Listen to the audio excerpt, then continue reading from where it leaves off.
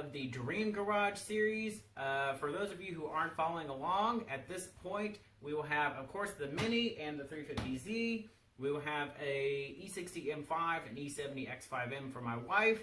And I'm not sure where else we're going to be on the list when this car comes in, but this is going to be my designated tow vehicle. It will be a Chevy Econoline van, probably 2010 up, because that's when they added in the 6-speed automatic transmission. So a little bit wider ranges for the towing so we can get going a little better, and a little bit better gas mileage as we can get through those gears.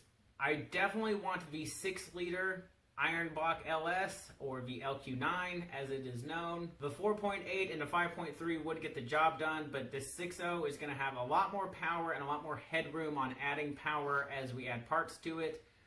The reason I'm picking this over maybe like a Ford van is I really want to have an LS engine. It's such an iconic engine and it's so easy to work on. I want to have one in the stable. Plus, we'll already have the Voodoo V8 out of the GT350 whenever that comes in. So we will have a Ford in the garage. But the Econoline vans are basically a Silverado, but just a van on top of it. So brakes, suspension, all of that's pretty similar. Tow ratings are very similar. You can get obviously heavier duty Silverados, but you can also get heavy duty vans. I may be adding some helper springs. It just depends on how much the van squats once we add in our sleeping quarters and add the car in on the trailer. But the van should be pretty well set up to start with. We'll probably do some very mild camper modifications. Nothing crazy like I'm going to live in it, but just enough that I will have a room at the track every time I need it of just sleeping in the van. So I have some provisions for maybe like a little refrigerated area, for a mattress, some maybe built-in toolboxes so that I can have designated track tools, or I can easily slot in a toolbox out of my garage. So maybe like some clamps that I can roll my toolbox in there and clamp it to the wall.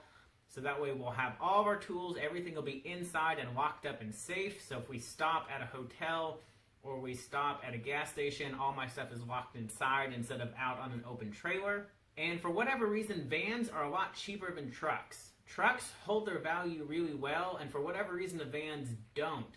So if you can find a van that's going to be cheaper than a pickup truck, and of course you can have all that extra room for things and for sleeping, and of course keeping your things dry and out of the weather. So really the only modifications that I expect to make other than the modifications inside, which I'm actually really excited about. I think it could be a lot of fun turning it into a little bit of a camper. But maybe some helper springs or some helper airbags on the back end, just again to see how much it squats.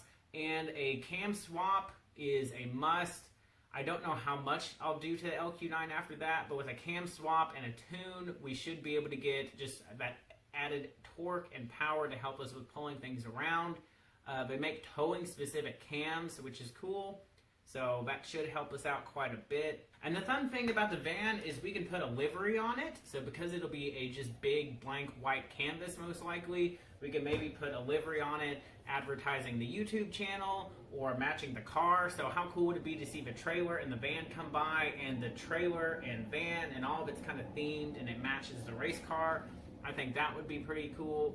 So we'll see. It's a blank canvas, so it's a lot of fun things I can do to it that aren't your typical car stuff. But to me, it just makes perfect sense of I'll always have a room to sleep in at the track for free, and I won't have to wake up as early to get to the track, and I won't have to worry about leaving my car by itself.